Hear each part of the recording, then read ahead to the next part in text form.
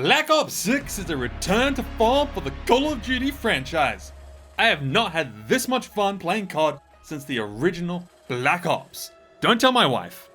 I've somehow managed to clock 55 hours in multiplayer in the last 2 weeks. Black Ops 6 brings back the formula we love, with more prestige, more unlocks, and more hits of dopamine that we love so much. I love working through all my guns to unlock attachments, camos, and to reach that max level. Well, most of the time, some of these guns suck.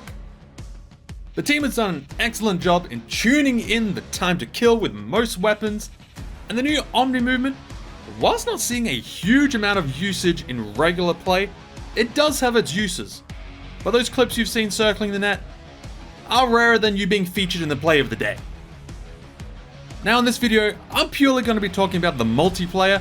If you would like me to check out the campaign as well, let me know in the comments below. With as much fun as I have been having, I do think there are a number of things that need to be patched. Let me give them to you rapid fire. Number 1, the effective range of some weapons, mainly the SMGs, is a bit much. Being able to snipe someone from 80 meters away with my little C9 is not okay. Nuketown, the map, is fantastic. We can all agree on that. However, I don't want to play it 24/7, and that's the only option you've got to add into the playlist. I can go many rounds of Nuketown in a row, whilst having 11 other game modes tied in. I don't want that. Number 3, the maps are too small for free-for-all. It's the one map I've turned off the playlist, mainly because number 4, the amount of times the enemies will spawn behind you is ridiculous. Especially on game modes like Hardpoint and Domination, where you're required to camp on specific zones. You'll be watching one way having taken the site, only to get shot in the back like 3 seconds later. And number 5, the absolute worst thing is that the lobby timer for moving to a wider zone is way too quick. In between games within my region, I've been dropped into servers hosted in the middle of frickin' Siberia with almost 280 ping where I couldn't kill anyone. I'd shoot, I'd hear the tick tick tick of hits, no one dies. 6 hits, nah. 8 hits, nada. All the hits, they're still walking. Without a doubt, the most infuriating thing to happen. I'd worked for 12 hours that day. I wanted to relax with some heads popping off, and this absolutely set me off.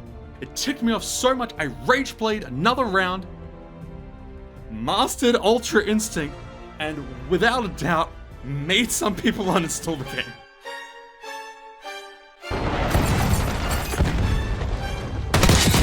Right down.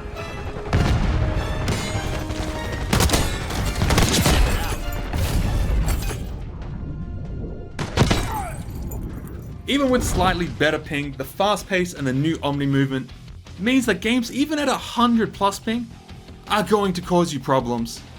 So I really wish they would increase the time they search for local rounds, or maybe give us a choice in the settings somewhere that we can set our own.